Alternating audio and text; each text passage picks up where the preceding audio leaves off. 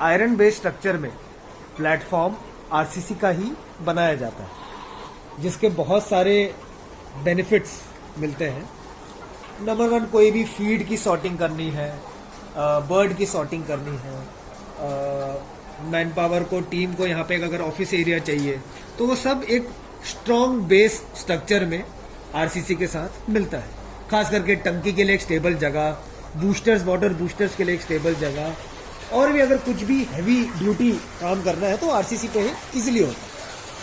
अगर हम आगे बढ़ते हैं तो ये जैसे फीड ट्रॉली है, इसका भी एगोस टीम ने मैकेनिज्म रखा है जिससे आयरन बेस्ड स्ट्रक्चर में बन सकती है। यहाँ पे आप देख सकते हैं कि प्लेटफॉर्म के खत्म होते ही पूरे फार्म में अब से आयरन बेस्ड स्ट्रक्चर कंपोनेंट्स ही यूज किए गए।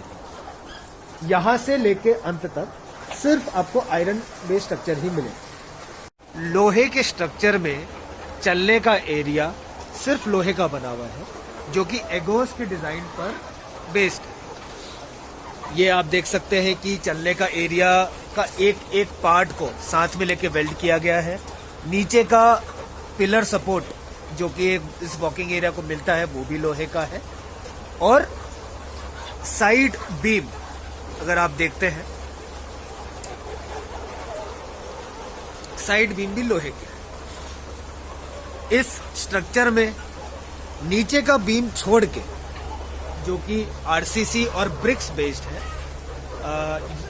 को छोड़ के बाकी सब लोहे का है।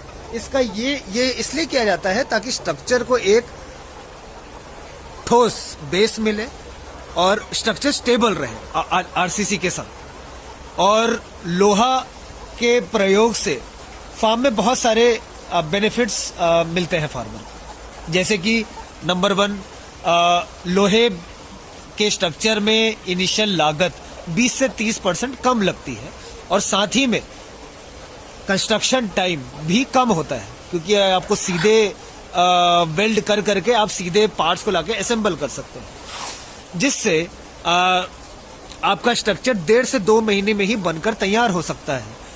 अगर इसको हम कंपेयर करें आरसीसी बेस्ड स्ट्रक्चर में, तो आरसीसी बेस्ड स्ट्रक्चर में 2.5 से 3 महीने लगते हैं।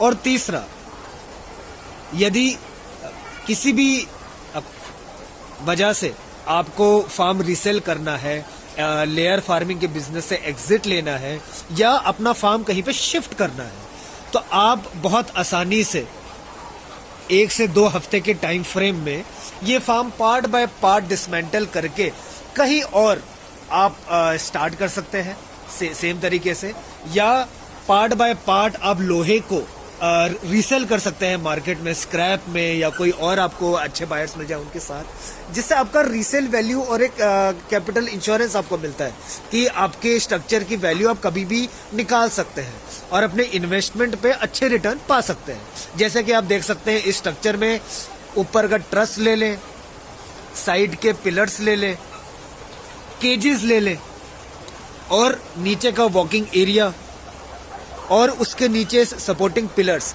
हर चीज लोहे का बना हुआ है।